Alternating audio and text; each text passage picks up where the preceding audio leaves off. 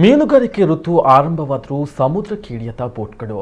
ಸರ್ಕಾರದಿಂದ ಸಬ್ಸಿಡಿ ಸಿಗದೆ ಡೀಸೆಲ್ ಬೆಲೆ ಏರಿಕೆಯ ಹೊಡೆತಕ್ಕೆ ಸಿಲುಕಿರುವಂತಹ ಬೋಟ್ ಮಾಲಕರು. ಶಿಥಿಲಗೊಂಡಿರುವ ಮೀನುಗಾರಿಕಾ ಜೆಟ್ಟಿಯಿಂದಾಗಿ ಬೋಟ್ ತಂಗಲು ಅನಾನುಕೂಲ. ಮೀನುಗಾರಿಕೆಯ 108 ಸಮಸ್ಯೆಗಳಿಗೆ ಸರ್ಕಾರದಿಂದ ಸಿಗಬೇಕಾದ ಪರಿಹಾರದ ನಿರೀಕ್ಷೆಯಲ್ಲಿದ್ದಾರೆ ಕರಾವಳಿಯ ಬೋಟ್ ಮಾಲಕರು.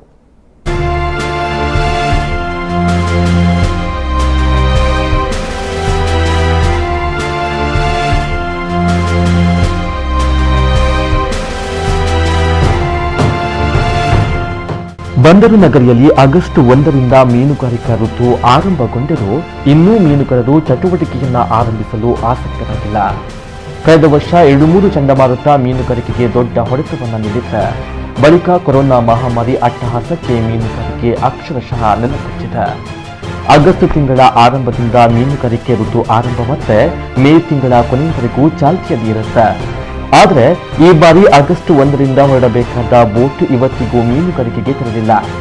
ಡೀಸೆಲ್ ಬೆಲೆ ಏರಿಕೆಯಿಂದಾಗಿ ಬೋಟ್ ಮಾಲಕರಿಗೆ ಗಾಯದ ಮೇಲೆ ಬರೆಯನ್ನ ಎಳೆದಂತಾಗಿದೆ.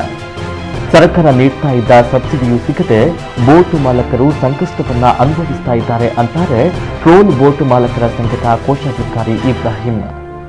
ಇಲ್ಲಿ ಮೊದಲ ಸಮಸ್ಯೆ ಡೀಸೆಲ್ದ ರೇಟ್ ಇವತ್ತಿನ ರೇಟ್ 95 ರೂಪಾಯಿವರೆಗೆ ಹತ್ತಿದೆ. ಇದು ಸರ್ವ ಎಲ್ಲ ಬೋಟ್ನವರಿಗೆ ತುಂಬಲಾರದೊಂದು ನಷ್ಟ ಅಂತ ಹೇಳ್ಬೋದು. ಒಂದು ವರ್ಷದಿಂದ 32 ರೂಪಾಯಿ, ಕಳೆದ ವರ್ಷ 20-21 ಸಾಲಿಗೆ ಬರುವಾಗ 32 ರೂಪಾಯಿ ಜಾಸ್ತಿ ಆಗಿದೆ. ಇದನ್ನು ಭರಿಸುವಂಥದ್ದು ಬೋಟ್ ಮಾಲಕರಲ್ಲಿ ಏನು ಹಣದ ಕೊರತೆ ಇದೆ. ಕೊರೋನಾ ಎಂಬ ಮಹಾಮಾರಿಯ ಅಟ್ಟಹಾಸಕ್ಕೆ ಮೀನುಗಾರರೆಲ್ಲರೂ ಒಳಗಾಗಿ ಈ ಸಂದರ್ಭದಲ್ಲಿ ಮೀನುಗಾರಿಕೆ ಸ್ಥಗಿತಗೊಂಡು 6 ತಿಂಗಳು ರಜೆಯನ್ನು ಮೀನುಗಾರರು ಬೋಟನ್ನು ಇಟ್ಟಿದ್ದರು. ಇದರಲ್ಲಿ ಬೋಟ್ ಮಾಲಕರೆಲ್ಲ ತುಂಬ ನಷ್ಟವನ್ನು ಅನುಭವಿಸಿದ್ದಾರೆ. ಆ ನಷ್ಟವನ್ನು ಸರಿದೂಗಿಸಲಿಕ್ಕೆ ಇನ್ನೊಂದು 2 ವರ್ಷದ ಉತ್ತಮ ಸಂಪಾದನೆ ಆದರೂ ಸಾಕಾಗಲಿಕ್ಕಿಲ್ಲ ಅಂತೇಳಿ ನನ್ನ ಅನಿಸಿಕೆ. ಕೊರೋನಾದಿಂದಾಗಿ ಮಾರ್ಚ್ ತಿಂಗಳ ಅಂತ್ಯಕ್ಕೆ ಲಂಗರು ಹಾಕಿದ್ದ ಪರಿಣಾಮ ಬೇಸಿಗೆ ಮೀನುಗಾರಿಕೆಯ ಲಾಭವಿಲ್ಲದೆ ಮೀನುಗಾರರು ಕಂಗಾಲಾಗಿದ್ರು. ಮೇ ಅಂತ್ಯಕ್ಕೆ ಮೀನುಗಾರಿಕಾ ಋತು ಅಂತ್ಯ ಕಂಡು ಆಗಸ್ಟ್ 1ರಿಂದ ಮತ್ತೆ ಮೀನುಗಾರಿಕಾ ಚಟುವಟಿಕೆಗಳು ಆರಂಭವಾಗಬೇಕಿತ್ತು. ಇನ್ನು 1400 ಯಾಂತ್ರೀಕೃತ ಮೀನುಗಾರಿಕಾ ಬೋಟ್ಗಳಿದ್ದು ಅವುಗಳಲ್ಲಿ ಇದುವರೆಗೆ 126 ದೋಣಿ ಮಾಲಕರು ಮೀನುಗಾರಿಕಾ ಲೈಸೆನ್ಸ್ ಅನ್ನು ನವೀಕರಿಸಿದ್ದಾರೆ. ಇವುಗಳಲ್ಲಿ ಸದ್ಯ 15 ಬೋಟ್ಗಳು ಮೀನುಗಾರಿಕೆಗೆ ತೆರಳಿರುವ ಕುರಿತು ಅಧಿಕೃತ ಮಾಹಿತಿ ಲಭ್ಯವಾಗಿದೆ ಅಂತಾರೆ ಮೀನುಗಾರಿಕಾ ಸಹಾಯಕ ನಿರ್ದೇಶಕರು.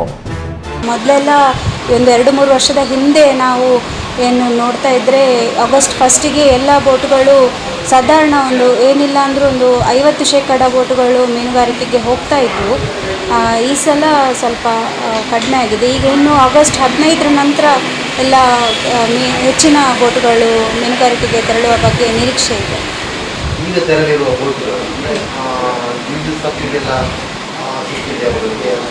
ಅಂದರೆ ಕಳೆದ ಸಾಲಿನಲ್ಲಿ ನಾವು ಅವರಿಗೆ ಏನು ರಾಜ್ಯ ಮಾರಾಟಗಾರವನ್ನು ಅವರಿಗೆ ಅವರ ಬ್ಯಾಂಕ್ ಖಾತೆಗೆ ನಾವು ನೇರವಾಗಿ ವರ್ಗಾವಣೆ ಮಾಡ್ತಾ ಇದ್ವಿ.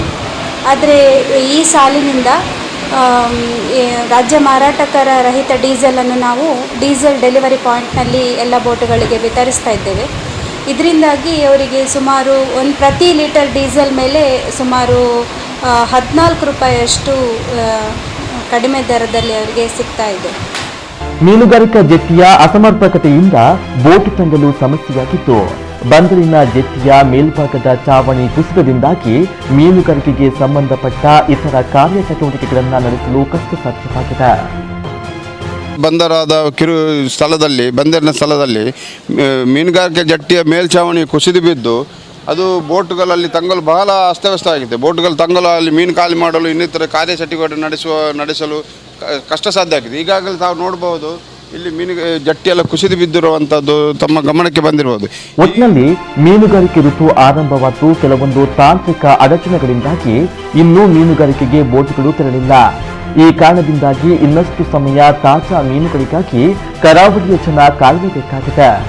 ಜೊತೆಗೆ ಸರ್ಕಾರವು ಮೀನುಗಾರರ ಸಮಸ್ಯೆಗಳನ್ನು ಆಲಿಸಿ ಶಿಥಿಲಗೊಂಡಿರುವ ಜೆಟ್ಟಿಯ ಪುನರ್ ನವೀಕರಣಕ್ಕೆ ಸಹಕರಿಸಬೇಕು ಅನ್ನುವುದು ಬೋಟು ಮಾಲಕರ ಅಳಲಾಗಿದೆ. ಗಣೇಶ್ ಪೂಜಾರಿ ಜೊತೆ ರಕ್ಷಿತಾ ಆಳ್ವ, ನಮ್ಮ ಕುಡ್ಲ, ನ್ಯೂಸ್ 7 ಮಂಗಳೂರು.